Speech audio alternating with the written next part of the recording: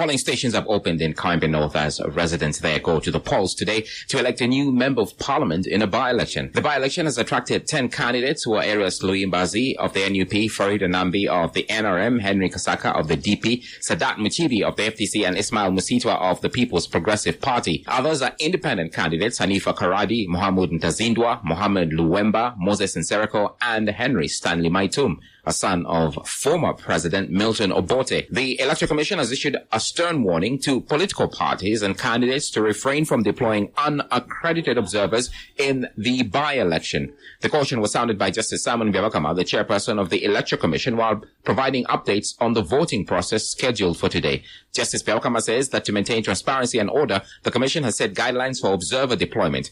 Byabakama says each political party is limited to deploying a maximum of 5 observers per parish or ward.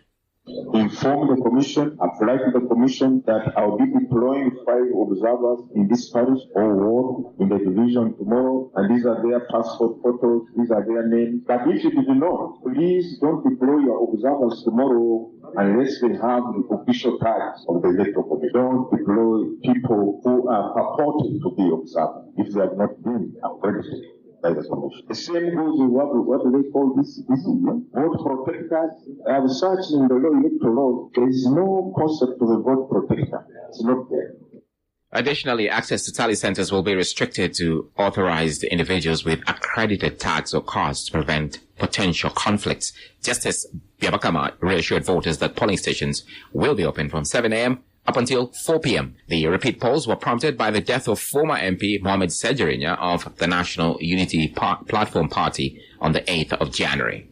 Uganda has secured 340 billion shillings in development aid from France to enhance water infrastructure and urban development in the Greater Kampala metropolitan area. Announcing the agreement, the Finance Minister Matia Kasaija underscored the partnership between the two countries to address the growing demands of Kampala's expanding population.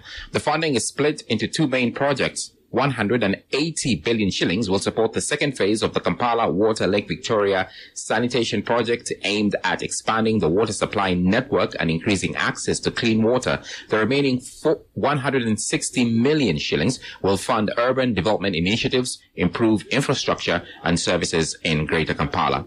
Minister Kasaija emphasized the importance of these projects for Uganda's goal of achieving 100% piped water access by 2040 and strengthening the economy.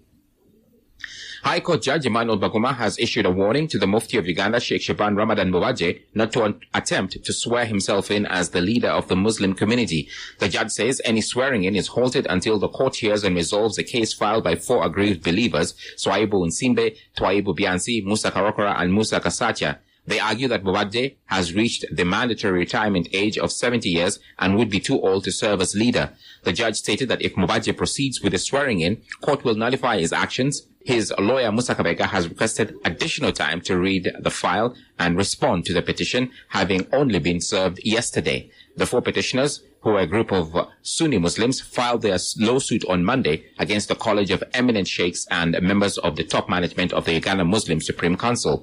The petitioners are seeking an injunction to prevent Sheikh Mubaje from running for re-election as Mufti of Uganda. They also contend that several commissions of inquiry have found Mubaje guilty of mismanaging Muslim property, which makes him ineligible for re-election. Justice Baguma has ordered all parties and their lawyers to return to court on the 24th of March for a hearing.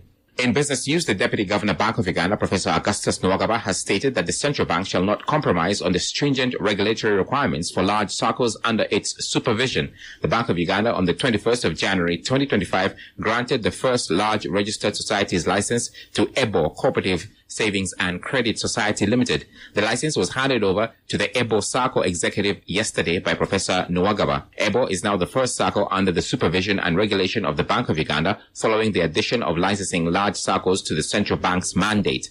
90 other SACCOs have applied for similar licenses. Professor Nwagaba says Uganda is not known for policy reversal.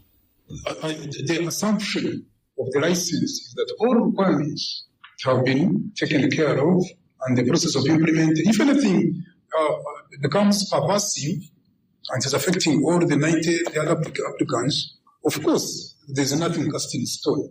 These laws are here to serve the country. The country is not here to serve the laws. When we make these laws and regulations, we have scrutinized them. So we normally don't want reversals, and Uganda is not known to be a country of especially policy reversals. So we do not expect you to reach in the middle and then every week your font is difficulty. The Bank of Uganda considers large SACCOs as those who have voluntary savings of over 1.5 billion shillings and institutional capital of 500 million shillings. The law now requires these large SACCOs to come under the Bank of Uganda supervision. For more stories and the latest updates, log on to sanufm.com.